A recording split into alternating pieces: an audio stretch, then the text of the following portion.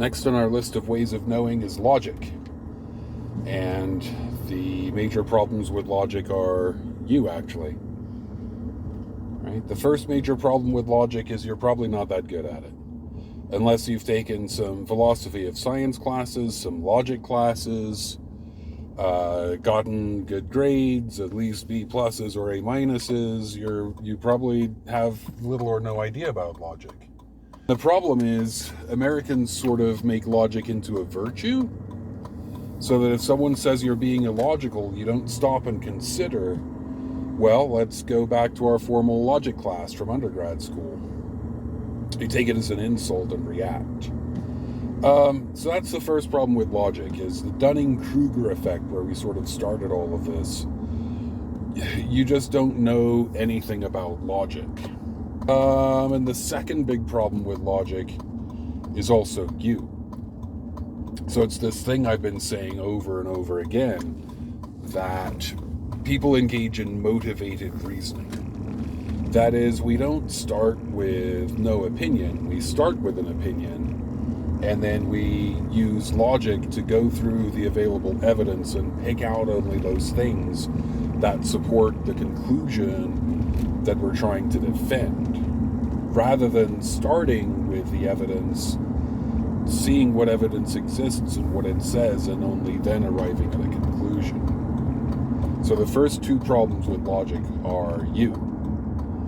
The third problem is with logic itself. That is, logic has an internal consistency, but doesn't necessarily apply to real things in the universe. When we try to say abstractions are real things, we're committing the epistemic crime of reification. More on that in just a minute. Hey, how long is the coastline of England? So I mean just the main British island, that's Scotland, England, and Wales. How long is that coastline? Well, it turns out it depends how you measure it. Like, how could you even begin to find out how long is that coastline? Well, maybe you start with Google Images, and you start on Google Earth. Give yourself a 1 kilometer line and walk that line with your fingertips all around the outer edge of the main British island. You're going to get a number. If you do that, you're going to get a number. Is that the coastline of Britain? Absolutely not. Of course it isn't. You haven't been to Britain. You've only been to a map of Britain on Google. And reification really means the map is not the territory, right? You want a Slurpee, and so you ask Google, hey Google, where's the nearest 7-Eleven? And then you open the Google map that it recommends, and you find the 7-Eleven. But to get the Slurpee, you actually have to go to the 7-Eleven, right? You have to walk into that shop in meat space. The map is not the territory. Okay, let's go to Britain. And what we need is someone with a 1 meter wheel, right? And they're going to, so the wheel, you run the wheel along the ground, and it has a little notch, and every time it goes around, it turns the clicker and counts 1, 2, 3, and so on. Well, it's going to take you an awfully long time to walk the entire coastline by yourself, so really you need a bunch of start-stop places, and you need about 100 people walking around with those wheels. That's cool. We can do that, and you put all that together, and you get a number. Fine. But IRL, you run into some problems like tides. Tide in, tide out. Thanks to climate change, a little bit more in than out lately, you know what I mean? So that the coastline of Britain actually is shrinking. That's a problem. It's not a definite thing. It's a geopolitical thing, but it's not a real thing in the universe. It moves. It's indefinite. Okay, let's imagine, thought experiment, we can freeze the tides. You do all that. You get a number. I don't like your number. I'm coming back tomorrow with 1 centimeter wheels, right? You go around with your meter wheel, you get in all the nooks and crannies that you can, but your wheel's too big. I'm coming back with a 1 centimeter wheel. And so I need 100 times more people because it's going to take that much longer. So now I have 10,000 people out there with 1 centimeter wheels getting in all the nooks and crannies. And then they come up with a number.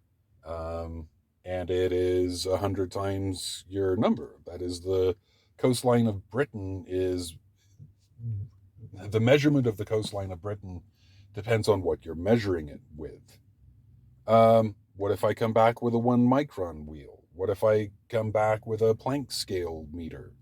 And down at that scale, the scale of atoms and molecules and smaller crap than that, everything's vibrating all the time anyway. How can I even begin to measure it? There is no coastline of Britain. That's a geopolitical construct. It's not a real thing in the universe. And now I can hear you thinking, right? What if you're in a rowboat rowing up towards the white cliffs of Dover? That looks pretty definite to me. And so now we have the difference between formal and natural concepts, okay? The natural concept exists, it's there, you can see it with your eyes, but the more you put it into formal language, the more you put it into logic, the less it exists anymore. I'm going to pop in the shops here and buy my groceries. When I get back, we're going to talk about the fact that there are no triangles. All right, part 2. There are no triangles. It seems so obvious that there are triangles. And man, if you're an engineer, I need you to believe in triangles, because triangles are a construct. They're a useful construct. They allow you to do a bunch of math so you can build bridges that don't collapse. Great, fantastic, have your triangles, but they're not real things in the universe. So sometimes what you need is a mathematical definition of a triangle, and in mathematics, a triangle is a geometric figure with 3 straight sides, and each side intersects 2 other sides, and they add up to 180 degrees. The angles add up to 180 degrees. Okay? And so the next step would be show me one. All right? And what the smart-ass people try and do is that. But is that a triangle? I mean, are these straight sides? Is that a straight side? What the hell is this? What the hell's going on down here? And if the sides aren't straight, how can the angles add up to 180 degrees? But you're really down at the first hurdle, because a triangle is a geometric figure, right? A geometric figure means it is 2-dimensional. And everything of any consequence to us exists in 3 dimensions, not 2. There are no 2-dimensional figures. Those are mathematical constructs. Again, useful constructs, and you should use them for what they're useful for, but you can't insist that they are real. That's where we're doing the reification thing, and that's what the problem is. Even presuming, even if we grant you 3 rather than 2 dimensions, then your next step is you want to draw a straight line on paper and start your triangle, but you can't draw a straight line. It's impossible. You're layering graphite on the page. That graphite is rough. It's relatively thick in some places and thin in others. The paper itself is bumpy and lumpy, and so those sides just aren't straight. And then again, down at the atomic level, shit is just vibrating all the time anyway. And if your sides aren't straight, how can your angles be perfect? It's good enough for math class in 8th grade with a protractor, right? It's good enough for that. But it's not perfect. It's not really a triangle.